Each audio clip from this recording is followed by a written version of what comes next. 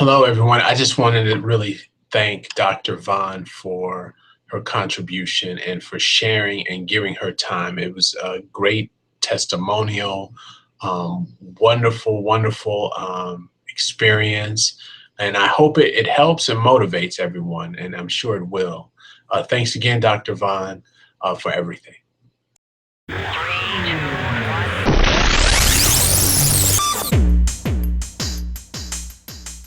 Hello, Argosy University. I believe I'm speaking to the financial management class, and your professor is Mr. Jacob Akpan. I believe I pronounced his last name right, but if I did not, please forgive me. My name is Dr. Michele Vaughn, and I am so excited to be a part of your learning process.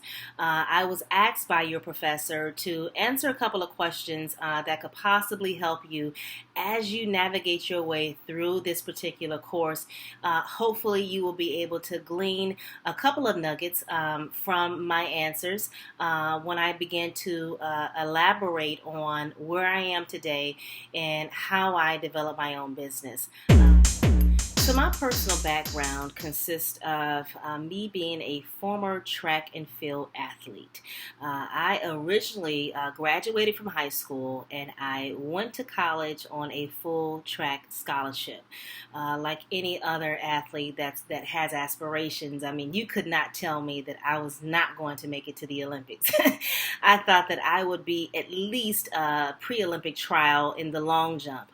But how many of you know that you win and lose by the decisions you make in your life? And so here I was a freshman in college, and I qualified to go to the national junior competitions, and I placed fifth. So I did really well my freshman year, but my sophomore year in college was a year that my character did not match my athletic skill level. And that was a year where my decision making was off. My decision making did not line up with some of the goals that I had in mind. And so here I was 19 and pregnant, and I lost my full track scholarship. I had to come back home, which is a small area in which I stayed, which is outside of Chicago. But I came back home and I was very ashamed. I felt depressed. And I really did not know my purpose outside of track and field. So this was a down moment for me. And I really believe that in life, in order for anyone to be successful, you have to know what it feels like to experience the trenches in your life in order to appreciate the mountain climbing. So here I was, just a little bit about me. 19 years old, I'm pregnant, I'm suicidal, I'm depressed, I'm lost, etc. And I really don't have a clear vision for my future. Long story short, I had my first son. I got married at a young age, and we tried to turn our lemons into lemonade. We didn't quite know what marriage would look like for us, but we tried and married for 4 years, and we had 2 sons together, which I call my blessings. They're my angels. And after 4 years of marriage, I divorced at 23. So imagine, here I am. I'm a single mother, 23 years of age, and I am charged to raise 2 sons alone. I'm a minority woman, and I don't know what my purpose is. By this time, the friends that I graduated high school with have already successfully completed their bachelor's degree. They're looking for employment, and here I am struggling, sleeping on an air mattress, unemployed, broke, with no hope. So this was a really a defining moment for me. This was my tunnel moment. It was dark. And I had a conversation with God. For me personally, that was the route that I took. It was more spiritual. And in that conversation, I asked what will be my next steps. Because one thing I knew is that it hurt to be broke. It hurt to live in poverty. I'm not sure if you're aware of the statistics, but in this country, we have 12 million single parents in this country, and 80% of them are mothers, and half of the 80% are living below poverty. At that time, I was a part of that statistic. Long story short, I heard very clearly, go back to school. Here I am, a young adult, single mother, and I decided to enroll into a community college. And when I enrolled into a community college, I went full force. I laced up my shoes and I said, you know what? I'm going to do this thing full force. My sons deserve better. So I enrolled in school, took 19 credit hours per semester. I attained a job. I was working part-time at a fitness center. I earned $7.50 an hour, which was $500 a month, $6,000 a year. I never received child support payment. And I was charged to either pursue my purpose and dig ourselves out of poverty or die in poverty. My sons did not deserve that. So I decided that this will be my Rocky moment. This will be my Rocky Balboa moment. And long story short, with dedication, hard work, and perseverance, I was able to come out of poverty, fast track it. I was able to work my way all the way to my PhD. I accomplished my PhD in 2012. And besides the accomplishment of my PhD, I dug myself out of poverty. I went from sleeping on air mattress to now owning my own home. I was able to transition my sons into a nice school district so their education will be quality. And I was also able to obtain 3 separate promotions within a fast track time. So literally, I went from wiping down fitness equipment, earning $7.50 an hour in 2004. January was the last month that I earned that wage. And 4 years later, 2008, I became the youngest associate dean in the region of Illinois, working for a 2-year community college. I believe that the reason why my life has been so fast tracked, I called it my FedEx experience, is a couple of things. I'm a spiritual person. I believe in faith, and I also believe in hard work and dedication. I also believe in vision casting. I believe that education does not make sense if you do not have a plan for education to work for you. You have to have a plan outside of your degree completion. The reason why you come to your financial management course, you have to be able to answer that. The reason why you're enrolled in Argosy University, which, by the way, I'm an alum because I received my doctoral degree from Argosy University. So education has to work for you. I believe that as a single mother, looking back on my life, overcoming obstacles, living in poverty and working minimum wage jobs just to put food on the table, it allows me such a great appreciation for where I am today. So literally, you're able to learn from someone who know what it's like to not have, someone who know what it's like to work hard for what it is that she desires to have. And now I'm in a position where I'm helping others come out of the same desperation that I once was stuck in.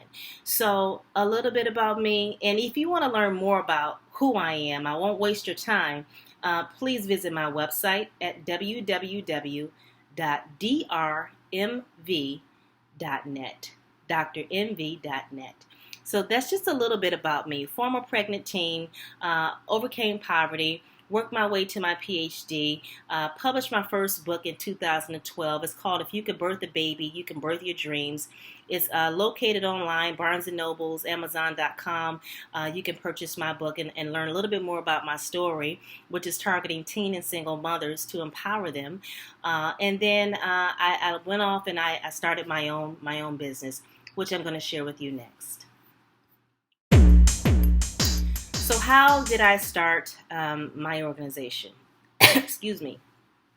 Well, a couple of things that my life is currently involved in. I have a nonprofit that I was charged to and challenged internally from myself in 2012 to develop.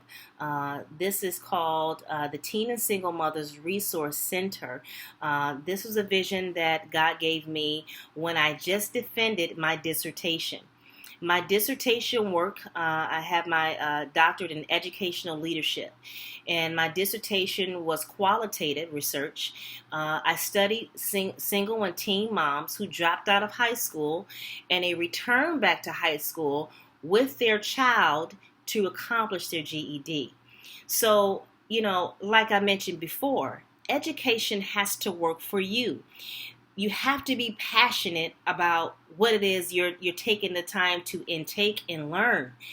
And I know for me, serving single mothers, empowering the lives of the least likely to succeed is my passion. I did not want my dissertation to just sit on a shelf, collect dust, and then poke my chest out and say, yeah, add EDD on the end of my name.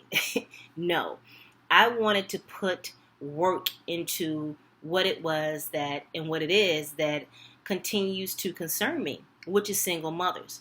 So in 2012, I began my nonprofit program, and I just began with. And here's the thing: I did not have the financial resources to do so. So whenever you begin to see your vision, okay, and you don't have the financial resources at that time, that does not mean the vision is on pause. It doesn't mean the vision is on pause.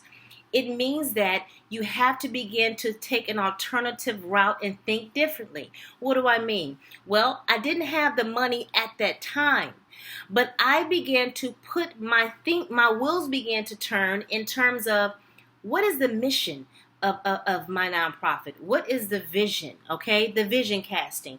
What are our objectives that are measurable, that people can look at and say, okay, that's success, right? That's successful right there. So although I didn't have the monetary resources at that time, notice I keep saying that, I began to act as if I did. So literally, one day, one weekend, I literally sat in my bed with my laptop and I drafted the entire business plan.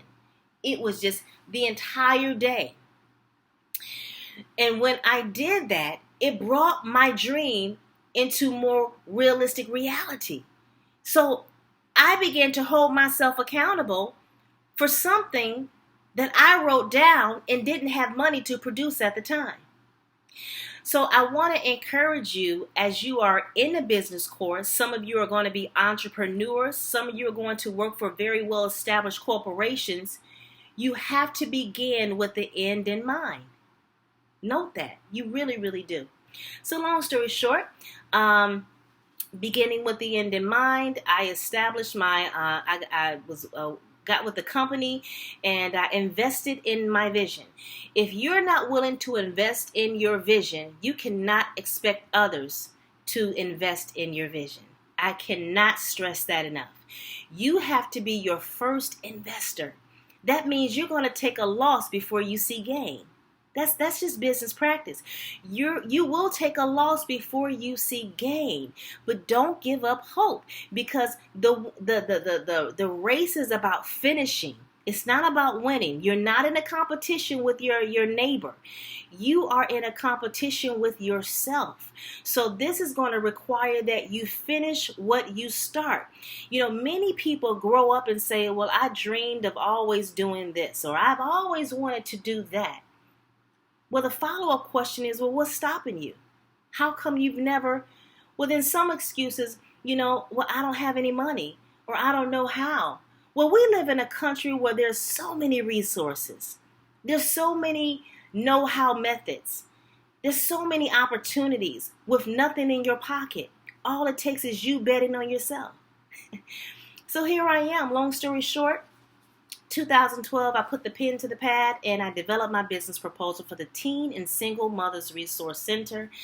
And then in 2013, I developed my board members. I requested people who I knew were credible, people who had skills in areas that I did not have skills in. And that's another thing. When you're in business, when you are pursuing something that you've never done before, you do not want to be the smartest person at the table. You want to include other professionals around you who are stronger in certain areas that you're weak in, because you need a balanced approach, right? So my board members consist of women who understand the population that the Teen and Single Mothers Resource Center serve. Three of us have our doctoral degrees. I have an attorney on board. We're all educated. We all understand what it's like to be a single parent. And so we all have different areas of expertise that we bring to the vision. So that was in 2013 when I developed my board. And then I submitted my paperwork to the state of Illinois. I submitted my paperwork to the IRS government for 501c3 status. I took my money out of my paycheck to invest in the dream, because a dream is not selfish. It was selfless. If your dream only involves you, students, it's a selfish dream. Your dream has to involve benefiting the lives of others. Business is all about demand. What do people need? What do they desire? And then you fill in that gap. 2014, remember, I don't have a lot of money for this vision, but I began to reach out into my local community as if we already were funded. And I tell you, when you are passionate about your dream, your business, your desire, other people can't help but to catch the fire, right? So I met with a young woman who was a president of a particular school.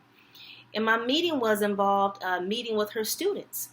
She asked me where was my office. I told her that I work from home. She said, no more. This is your building. This is your organization center. I give it to you. And she said, I felt God told me to do this for you. Did you hear me? What just happened? In 2012, I didn't have anything. But I began to put my dream and my vision on paper. I developed my business proposal. 2013, I selected my board members. 2014, God gave me a building. I didn't pay a dime. Don't pay anything. You have to begin to build and move forward scared. It doesn't matter how many obstacles come before you. If you continue to jump every hurdle, even if you fall over a couple, because remember, you're climbing a mountain that you've never climbed before. So you have to move forward scared, knowing that the closer and closer you move forward, the closer you are to the finish line of the completion of your dream. That's the best advice I could possibly give you. You're not going to have all the answers, students. You're just not going to have them. So you have to move forward scared. To learn more about the Teen and Single Mothers Resource Center, please visit our website, www.teenandsinglemom.com. That's my nonprofit, people. But that's not it. I also have a small business. So that's my service. My nonprofit is what I feel like I'm called to do. I get most satisfaction when I'm sitting in front of a single mother and I see change, right? That's what I do in terms of service, just being the best human I can be. But I have another business that I recently launched called Lead to Inspire Training Institute. And I have been certified through one of America's most leading leaders, Mr. John C. Maxwell. Not sure if you heard of him, but if you haven't, you're sleeping. He is dynamic, sold over 25 million books all over the world internationally. And I have been trained through his organization. And I developed my own small company. So literally, I am in the process right now of establishing my leads, meaning that I am targeting key Fortune 500 companies along with higher ed institutions that will allow me and my organization, my institution, to come in as a consultant, hire me and my team to provide leadership training to existing staff members. There is a leader within each of us. Everyone has leadership embedded within themselves. And sometimes when you get hired into these positions, you can grow weary behind the cubicle. Sometimes you forget why you are working at a company. And so what my company is charged to do, we go in and we provide leadership tools that will equip, empower, and inspire staff members to perform at their maximum level. Now that, my people, is where I earn my monetary profit, and that is something I love to do. I share about my story, and people really like when they can relate to you. They don't want you to give them the salesman approach. They're human. They want you to be touchable, and they want you to be given the human approach. So that's my small business, Lead to Inspire Training Institute. And the website for that is www.lead2inspire.org. That's under construction. It will be up within the next 2 weeks. And then I'm not done. I'm also a director for career and externship services for a small higher ed institution called State Career College. This is an institution that focuses on medical assistance, CNA, and dental hygiene assistance. And what I do is I develop contractual contracts with different hospitals, smaller doctors and physician offices, and I provide externship opportunities for our existing student population. I provide job coaching. I prepare our students before the profession, getting them ready for their next level in life. Because it's one thing to sit inside of your classroom, take notes, pass tests, and go through the teaching and learning process, the formal process. But I tell you, it's going to be a whole different story when you leave that classroom and you step into the real world and you say to the world, here is who I am, believe in my vision, let me, be a part of what it is that you're doing, and the world has to buy into you. It's a different story. So my job is to prepare our students for the real world and create some realistic opportunities for them in terms of their profession. So yeah, in a nutshell, I'm pretty busy. I'm still a single mother, gladly and willfully. My two sons are 19 and 16. My oldest son just completed his first year at Columbia College in Chicago. He's a TV producer major. And my youngest son is going to his junior year in high school. So between my two sons, my dog Cocoa Puffs, he's a Yorkie, and me working full-time, managing a small business and a nonprofit, I would say I'm pretty busy. But I'm living a fulfilled life, a purpose-driven life. Okay, so the next question is, what has been my greatest business challenge? Okay, so let's just be real here. It's going to be difficult. Anytime you are on the side of creating a vision, right? You're the entrepreneur. You're the developer. The biggest challenge, I would say, especially because I've just experienced it, is believing that it's possible. Believing that it's possible. That's the biggest hurdle. It's not externally, meaning that it's not the lack of resources tangibly, because we live in America. America has so many resources available. So many resources. Your biggest challenge is going to be internally, believing that it's possible. If you can get over that and get through that, you will be successful. That's just simple as that. You'll be successful. Okay, the next question. Someone asked me, what is your business decision-making process? Before I answer that, I want to promote a book that I'm reading and suggest that you purchase this book because I just believe that this book is a great tool for anybody who has a dream, right?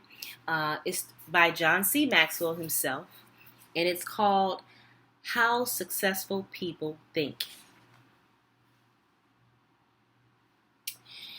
On page, actually there's no page number right now. I'm going to just read really quickly. It says, the right thought plus the right people in the right environment at the right time for the right reason equals the right results. Okay. My process for decision making concerning my business has been by trial and error. Okay. Literally, there is no carved out universal successful map for entrepreneurs, for business owners. There is just, it's not. It's all subjective to your experience. It's tailored for your life. I do believe that in order to be successful in business, you have to have some sort of discipline within you. You have to be disciplined. For me, with managing so many different things going on, I have set, when 2015 started, I'll just share this with you. Right when 2015, when we entered into this new year, I said, okay, Michele, we have 7 days out of the week. I looked at Sunday through Saturday, and I carved out what each day would mean for me in terms of productivity, what would get me closer to the dream. So Tuesdays and Thursdays are my writing days because I'm working on a second book as well. But those are my days where I write, and I blocked out my time where no one can disturb me. And then I had certain days carved out for my nonprofit, and it just, so you have to create your own formula that will speak to your success that you desire to attain and that you desire to live out, right? So my decision making has much to do with the disciplined lifestyle that I decided to adopt as I managed all of these different areas in my life. You can't forget that you have other compartments in your life as well. It's called the wheel of life. You spin it. It's like, okay, you have the compartment of your family. You don't want to neglect the people who are close to you. That keeps you healthy. It keeps you vibrant. When you have carved out a part of your life to enjoy the people who you love, I think that's healthy, right? You have your social life, your financial life, your spiritual life, your hobbies, all these different things. It requires discipline. My decision making for my businesses are all embedded and wrapped around my disciplined lifestyle. If I do not have, I have to have tasks before me because I'm a completer, I'm a finisher. Remember, I used to be an athlete. I have to see the goal, right? That's how I'm able to measure my success because I'm not the type of person that just sit around and just, I just put it up here. No, you have to write it down, see the vision, make it plain, people, and then move towards it. If you have discipline and you write out your task or your goals and hold yourself accountable, then you will be successful. I also created a vision board. In my vision board, I took different magazines and I carved out and cut out different pictures and photos that represent where I see my life headed within the next 2 to 3 years. That vision board is what I see every morning when I wake up. And I just profess out of my mouth that I will get there. You will too. All right, I'm at my final question. And the question is, what advice do you have for someone wanting to start a business? Here is the big answer. Business, to me, when you are deciding that entrepreneurship is for you, it's going to require that you know your purpose. Because if you do not know your purpose, then I doubt that you're going to have the longevity and the second wind that it's going to require for you to work out the logistics of your dream, right? See, when you know your purpose, that's answering your big why in life, right? So when you know your why, it gives you that much more leverage to deal with the how. How are you going to get there? How are you going to get this? How are you going to get that? Who are you going to? It gives you that power because you have now filled in the blank of your why. So when you decide that you want to venture out and become a business owner, You have identified your why.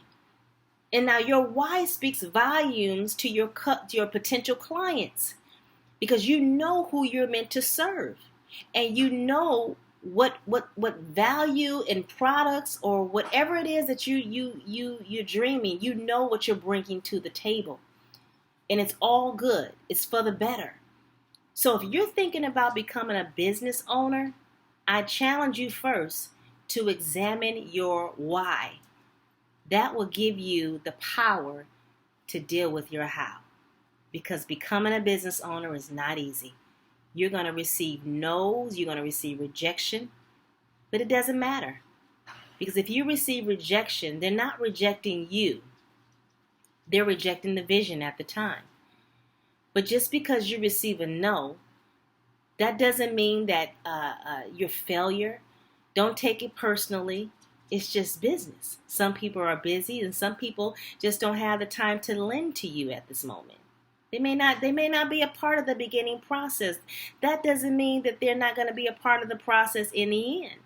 Some people you have to turn into believers by the outcome of what they see. That's just how it works. So don't be discouraged if other people don't buy and invest into your dream right away. You keep moving forward. Remember, I said in the beginning, you have to be your first investor. You have to. You have to labor in your dream. You have to. And I tell you, if you continue laboring in your dream, believing in your dream, you will not fail. You'll be successful. My name is Dr. Michele Vaughn. Thank you for having me to be a part of your class. I feel like I'm inside of your class. I'm not inside of your class. But thank you, Professor Jacob, for inviting my voice to lend to your students. Hope that you were able to glean from something that I've said. I'm not a perfect person. I don't have all the answers. I'm not a millionaire yet, but I am a woman who knows her purpose. And I am going through my how at the moment. And it has been an honor to share my experience with you. I wish you nothing but the best. Go Argosy. I don't know what that dream is that you have. I don't care how disappointing it might have been as you've been working toward that dream. But here's what I know. That dream that you're holding in your mind, that it's possible. See, sometimes we can't say, I can do that.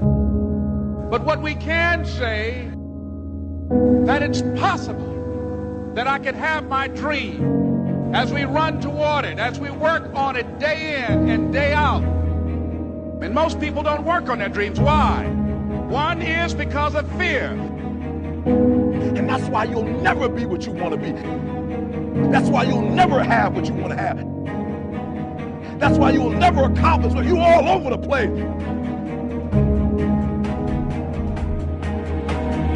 Success, guys, a very, very lonely road, man. Along that road, you're not going to see too many friends. You see your shadow most often. You got to trust in the heart of hearts. Inside what you're doing, what you believe in is a worthy cause, a winnable fight. I wish I could tell you you're tired, go take a break. I wish I could tell you tired, rest for a year. I wish I could tell you that it's going to get easier. I wish I could tell you it's going to get easier. I wish I could tell you that if you just keep going, it's going to get lighter. The weight is going to get lighter. I wish I could tell you that. When you get to the point where enough is enough, when you get to the point where it hurt real bad, when you get to the point when it's over, when they're tired, when they're frustrated, when they're ready to give up, when they spent their last dime, that's when they get started. But what you cannot do is you cannot quit doing the process. You cannot give up because it ain't what you see. You cannot give up. You can't. You can't give in. You can't give in!